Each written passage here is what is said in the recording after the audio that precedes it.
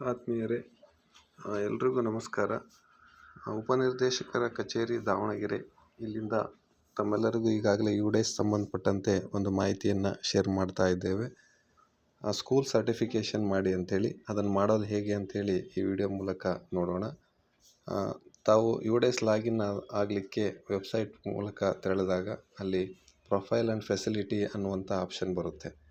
ತಾವು ಮಾಡಬೇಕಾಗಿರೋದು profile and facility ಆಪ್ಷನ್ನಲ್ಲಿ login ಆಗಬೇಕು.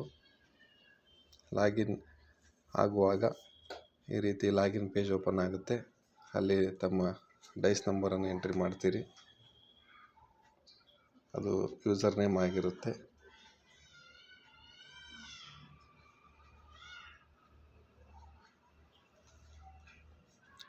ಹಾಗೆ ಪಾಸ್ವರ್ಡನ್ನು ಎಂಟ್ರಿ ಮಾಡಿ, ನಂತರದಲ್ಲಿ ಕ್ಯಾಪ್ಚಾ ಕೋಡನ್ನು ಎಂಟ್ರಿ ಮಾಡಬೇಕು.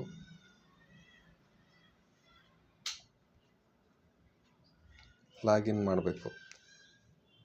ಲಾಗಿನ್ ಕೊಟ್ಟ ತಕ್ಷಣ ಇಲ್ಲೊಂದು ಡೈಲಾಗ್ ಬಾಕ್ಸ್ ಬರುತ್ತೆ, ಇಂಪಾರ್ಟೆಂಟ್ ಅಲರ್ಟ್ ಅಂತೇಳಿ. ಓಕೆ ಕೊಡಿ.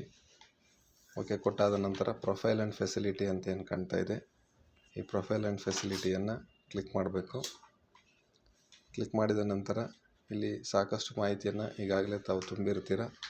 ಆದರೆ ಇಲ್ಲಿ ಏನಾಗಿರುತ್ತೆ, ಸರ್ಟಿಫಿಕೇಷನ್ ಸ್ಟೇಟಸ್ ಅಂತ ಏನಿದೆ ಅಲ್ಲಿ ಸರ್ಟಿಫೈಡ್ ಅಂತ ಇದೆ. ಆಲ್ರೆಡಿ ಇವರು ಸರ್ಟಿಫೈ ಮಾಡಿದ್ದಾರೆ. ಸರ್ಟಿಫಿಕೇಷನ್ ಸ್ಟೇಟಸಲ್ಲಿ ನಾಟ್ ಸರ್ಟಿಫೈಡ್ ಅಂತ ಇರುತ್ತೆ ತಮ್ಮ ಶಾಲೆಯ ಮಾಹಿತಿ. ಅಂಥವ್ರು ಏನು ಮಾಡಬೇಕು ಅಂತ ಹೇಳಿದರೆ, ಇದನ್ನು ಏನು ಮಾಹಿತಿ ಇದೆ ಅದನ್ನು ಸ್ಕ್ರೋಲ್ ಡೌನ್ ಮಾಡ್ತಾ ಹೋದಾಗ 15ನೇ ಅಂಶ ಏನಿದೆ ಸ್ಕೂಲ್ ಸರ್ಟಿಫಿಕೇಷನ್ ಅಂಥೇಳಿ, ಅದನ್ನು ಕ್ಲಿಕ್ ಮಾಡಬೇಕು. ಕ್ಲಿಕ್ ಮಾಡಿದ ತಕ್ಷಣ ಈ ರೀತಿ ಪೇಜ್ ಓಪನ್ ಆಗೋದಿಲ್ಲ.